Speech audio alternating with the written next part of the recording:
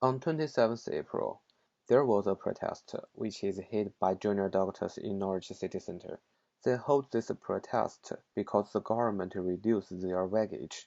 The doctors hold their slogans on the roadside, and the crossing car whistled to support them. These doctors were from several local hospitals, such as Norfolk and Norwich Hospital. She told their situation and the reason why they struck here.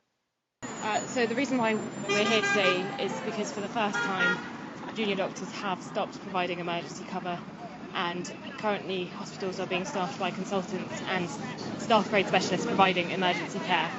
The reason for this is that the government has failed to respond to numerous calls to call off the imposition of the contract. We've given them plenty of opportunity right up until the final hour on Monday to call off the contract and so that we could call off the strike. Additionally, the BMA have proposed a number of alternative contracts and have said that they are available at any time to continue talks so that we can introduce a properly negotiated contract. And again, the government have failed to respond to this. There's been 2 protests that have been organised, and again, the government have not listened to protests. Then she told about their next step. Tomorrow we'll all go back to work and await for the government to call off the imposition of the contract and hopefully return to the negotiating table. Also, the local citizens hold their own views. A senior citizen, Kevin Wilkinson, he is so proud of the National Health Service. He also said, I'm 100% behind and in support of the young doctors, and I am 100% against the Minister Hunt. I believe he should resign because the dispute and his idea to introduce a new or enforce a new a new contract for the young doctors will weaken the National Health Service.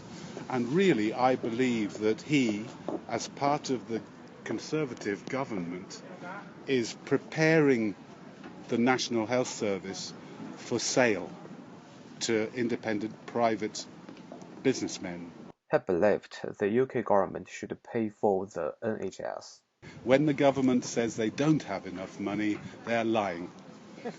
Their government, look at the cabinet, the government cabinet, all of them are millionaires. I don't mean we should steal their money, but they have the influence to get the money that their friends are not paying in tax.